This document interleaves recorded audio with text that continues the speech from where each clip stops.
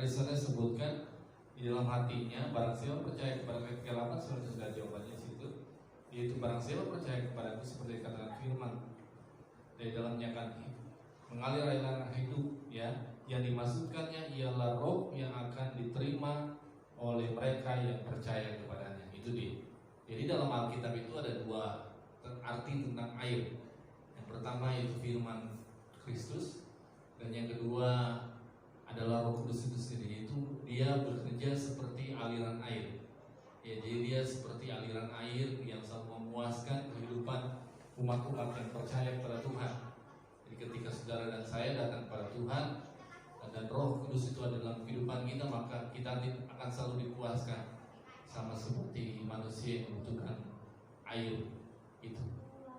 Yang dimaksud dengan ayat 39 itu kan itu Kak, yang maksudnya ialah roh yang akan diterima oleh beberapa yang percaya kepadanya, sebab roh itu belum datang karena Yesus belum dimuliakan. Iya, karena kan waktu itu Yesus masih dalam dunia ini. Tugasnya saat itu dari Allah, pribadi Allah, masih Yesus duluan yang bertugas. Nanti ketika Yesus, makanya oleh sebab itu Yesus mengatakan itu karena Roh Kudus belum datang. Ya, Roh Kudus itu belum datang karena belum nanti tugasnya nanti ketika Tuhan Yesus katakan belum dimuliakan. Apakah artinya dimuliakan itu? Yaitu ketika Yesus mati di kayu salib. Ya, jadi setelah itu Tuhan Yesus datang, yaitu nanti digenapi dalam Kisah Rasul pasal yang pertama, Kisah Rasul pasal yang kedua. Kita baca di sana tentang kedatangan Roh Kudus pada hari Pentakosta, ya. Kisah Rasul pasal yang kedua, ayat yang pertama sampai dengan semuanya sampai ayat yang keempat itu dia. Jadi ketika itu Roh Kudus belum datang. Jadi ketika Yesus mati, kemudian Yesus naik ke sorga, Yesus katakan janji bahwa ada penolong yang lain yang akan datang setelah Tuhan Yesus. Tuhan tidak meninggalkan murid-murid ataupun umat percaya itu seorang diri seperti yatim piatu, tetapi dia mengirim penolong yang lain, yaitu Roh Kudus datang kepada gereja Tuhan. Ya, okay. Kita tahu pada zaman-zaman dahulu itu mungkin anak-anak Tuhan itu suka berpesta.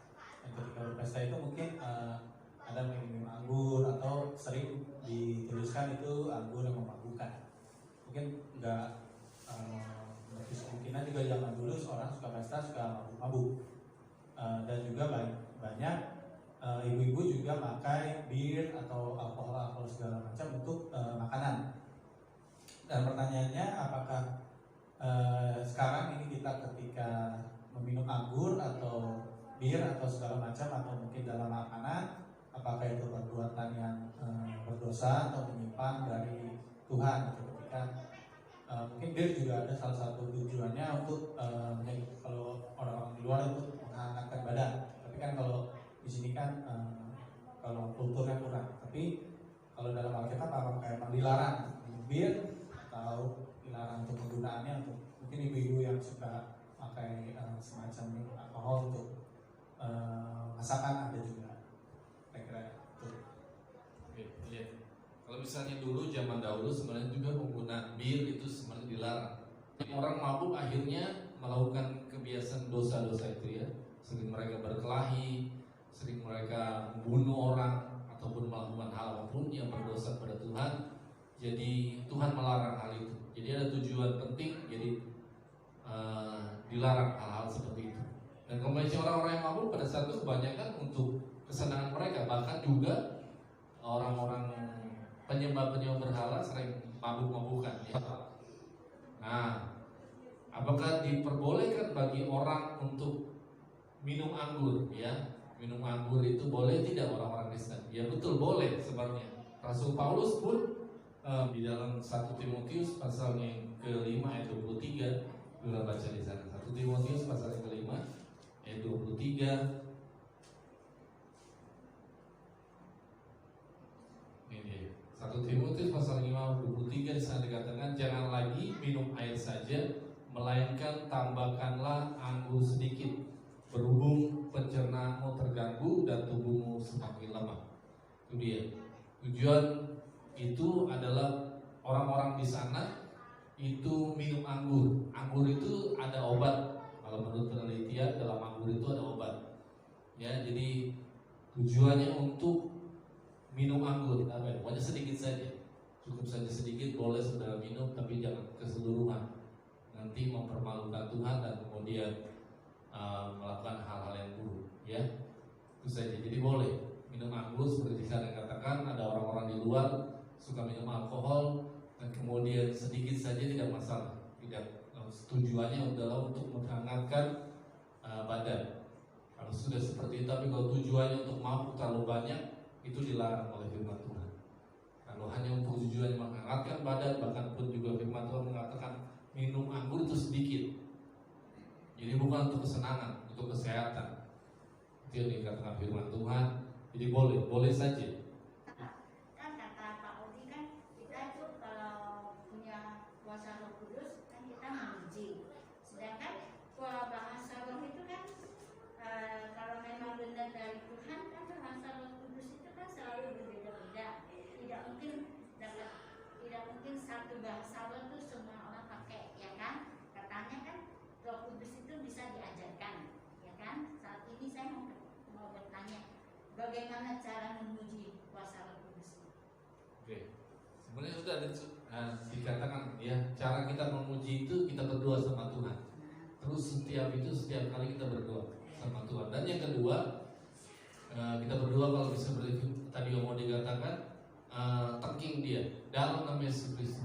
Juga yang kedua, yang paling penting adalah ketika kalau misalnya kita dalam perkumpulan ya, kalau misalnya seorang pemimpin, makanya roh itu selalu taat sama pemimpin. Ya, pemimpin itu siapa? Seperti tadi Stephen ataupun saya, ketika Stephen misalnya, mari kita nyanyikan pujian. Kalau misalnya sudah terus berkata-kata terus dan kemudian saudara akhirnya mengambil alih pimpinan, misalnya itu, ataupun kemudian saudara membuat gaduh, ribut, kemudian terjadi kekacauan. Nah itu dia berarti bukan Roh Kudus. Karena di dalam ketika saudara kita menyembah, terkadang ada misalnya ataupun dalam diri kita itu bisa saja itu rohnya kita. Jadi dalam dirinya kita ya, tiba-tiba kita keluar, seperti saudara berbicara terhadap diri sendiri. Kita pikir itu Roh Kudus, padahal bukan. Sebenarnya itu dari dalam diri kita saja. Kita mau ngomong, kita mau ngoceh satu dengan yang lain. Ya, jadi seperti itu ya, kita bisa tahu. Jadi ketika pemimpin bilang ataupun pemimpin itu bilang kita berdoa, maka dia otomatis dia akan turun sendiri. Ya, jadi kita bisa kendalikan itu. Ya, kita bisa kendalikan.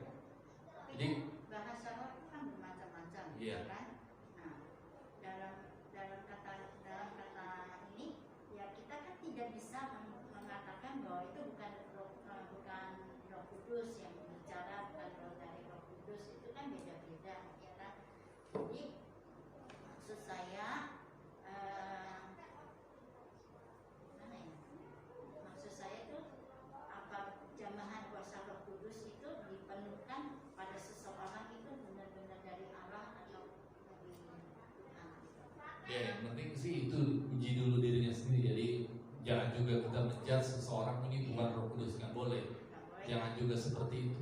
Soalnya kan kata Pak Pendeta, Pak Odin kan pernah bilang bahwa siapapun yang mempunyai Roh Kudus itu boleh dipakai, ya kan? Nah, jadi kita tidak bisa bilang, oh ini bukan Roh Kudus, oh ini Roh Kudus, ini bukan, ini kan ya namanya kan simpang siur kan. Yeah. Sedangkan di firman Tuhan kan pada saat pencurahan Roh Kudus mereka kan dari berbagai-bagai bangsa dan negara Yeah. berbicara gitu loh. Jadi itu dia. Jadi caranya seperti itu. Dan kalau misalnya kebetulan seperti itu, makanya kalau misalnya dia ada orang yang kebetulan, pasti kalau misalnya Roh Kudus dikatakan firman Tuhan, dia akan mengakui bahwa Yesus itu Allah. Ya, jadi bukan meninggikan dirinya sendiri dan bukan juga kalau misalnya kebetulan Papi kalau misalnya pernah katakan dia pernah nanti sering berbahasa Belanda. Jadi ketika ada orang yang dengar, oh ini saya tahu, ya. Terus ada seorang dulu pernah ada kesaksian bahwa seorang hamba Tuhan berkhotbah di depan dan kemudian dia berbahasa roh. Ya, tiba-tiba di bawah itu ada seorang yang sebenarnya dia dalam keadaan sedang bingung tentang anaknya.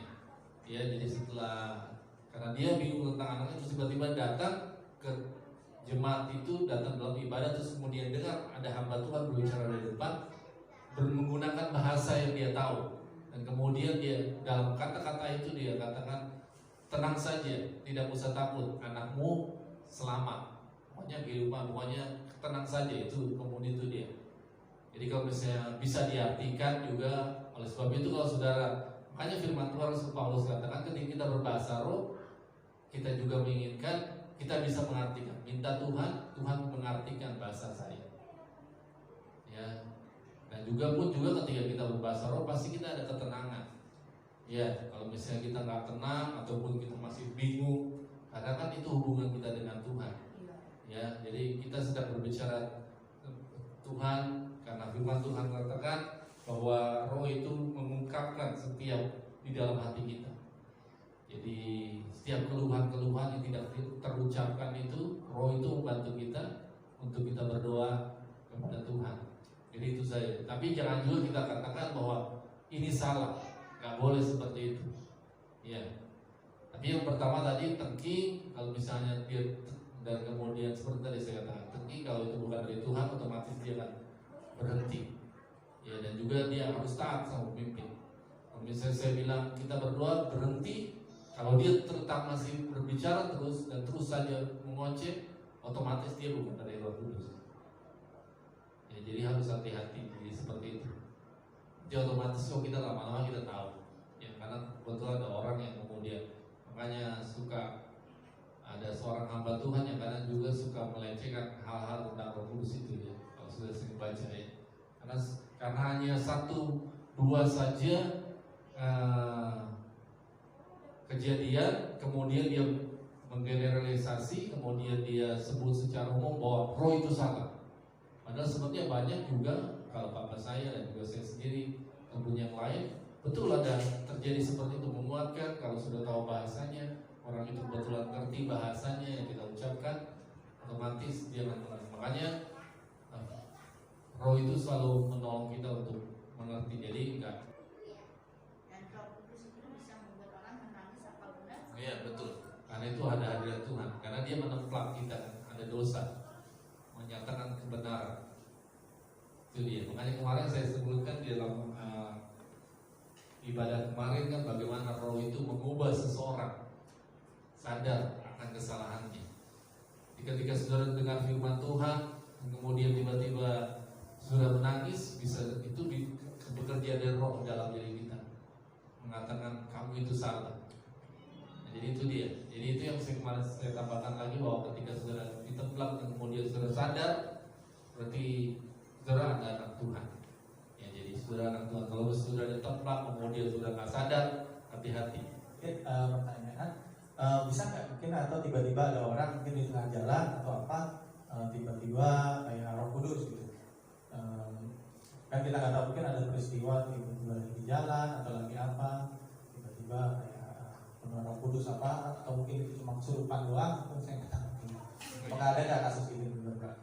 Kalau kayak gitu otomatis ya tiba-tiba di jalan, sudah jalan tuh kemudian ada orang berurut, nah itu harus ditanyakan juga, ya jangan sampai itu juga kesurupan tiba-tiba orang jalan. Kalau saya pun juga, kalau sementara saya berjalan, terkadang saya berbahasa juga. Tapi kalau misalnya kemudian saya buat keributan, saya teriak-teriak, otomatis saya kesurupan ya.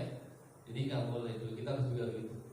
Karena orang juga kadang-kadang kalau mau menunjukkan, kalau misalnya saya itu bisa berbahasa, nah itu ya harus dipertanyakan juga. Kalau misalnya sampai ada keinginan untuk menunjukkan diri kita bahwa kita itu sudah berbahasa roh, itu juga salah. Otomatis itu bukan roh sebenarnya, bukan pekerjaan roh. Itu bisa saja kata-kata kita sendiri. Kita bisa kok berbahasa kita sendiri.